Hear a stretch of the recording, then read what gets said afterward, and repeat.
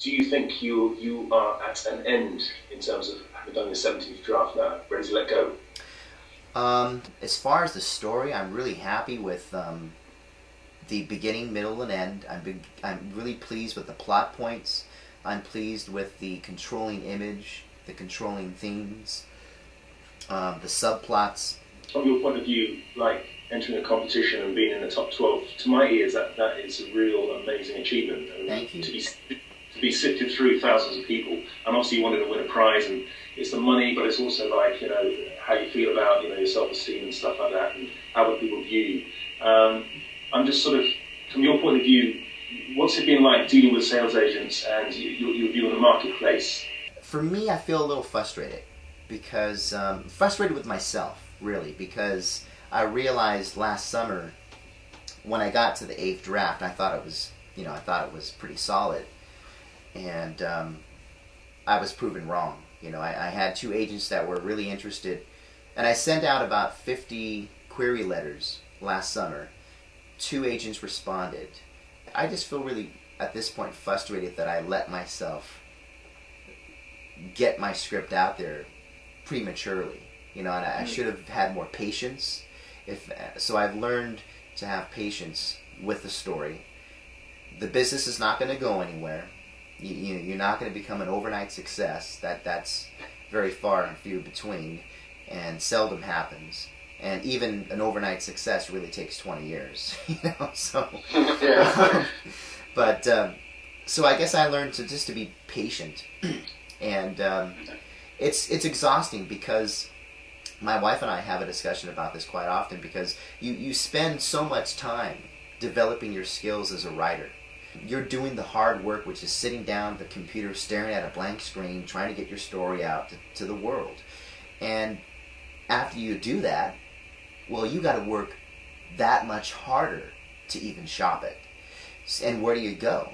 And what I've learned is I tried to treat this very similar to my acting career, and that's basically just getting resources, which is one of them is the Hollywood Creative Directory, and it's a real thick book, and it has a complete listing of agents that are franchised, literary agents that accept screenplays, and there's a little description for each agency about what they accept from new writers or established writers, science fiction or only dramas, so forth and so on. And you have to do your research. You have to sit there weeks upon end going through this thick book, highlighting which agents are appropriate for where you're at, what stage you're at as a writer.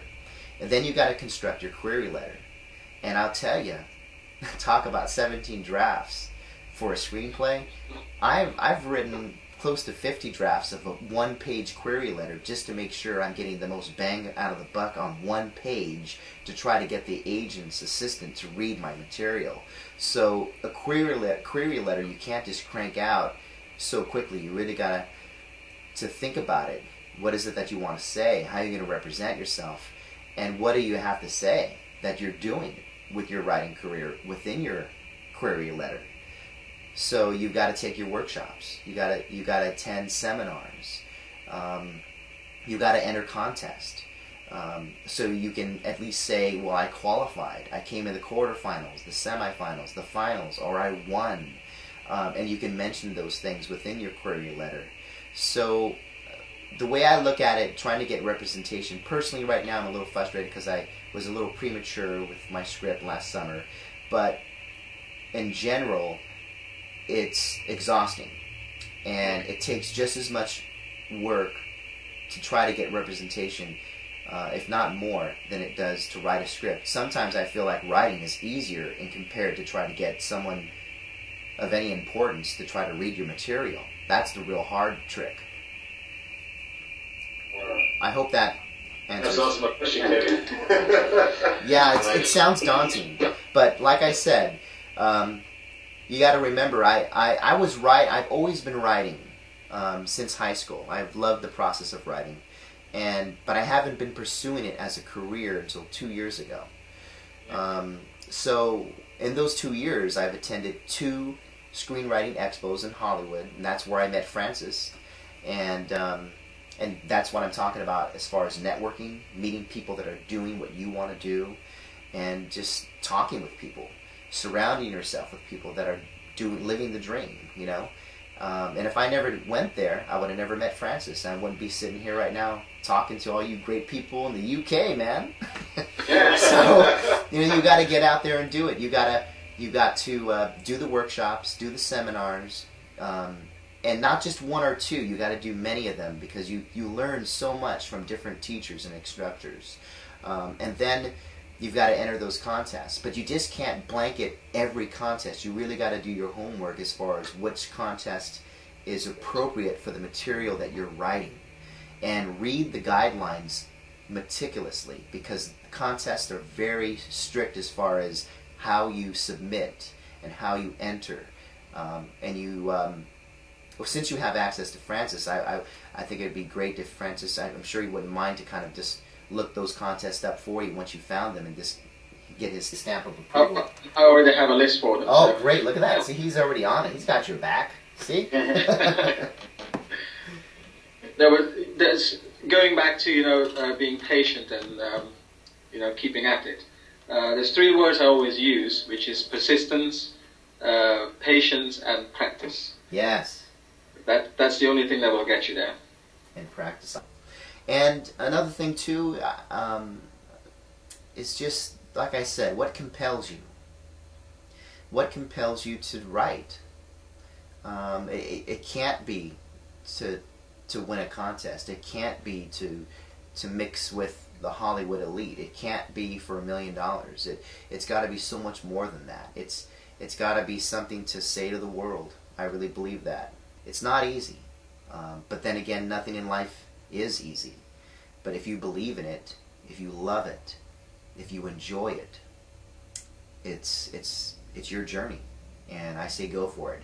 I have no idea if I will ever sell a screenplay or sell one of my specs, but I'll tell you this right now: I've enjoyed the last 2 years of my life, and you know, it's funny because I'm an actor too, so there are moments in rehearsals with other actors where you nail a scene and you have someone else there in the room, the other actor, right? And at the end of the rehearsal, you go, "Man, that was brilliant! That was awesome! Do you feel that energy? How we connected? We said those lines different, and there's this excitement, you know." And then when you perform in front of a live audience on stage, it's the same thing. You have the audience right there, and with writing, there's no one in the room with you going, "Hey man, I love that sentence. That was a great one word you used there. Hey, I love the way you're using this word. That was great. Keep it going."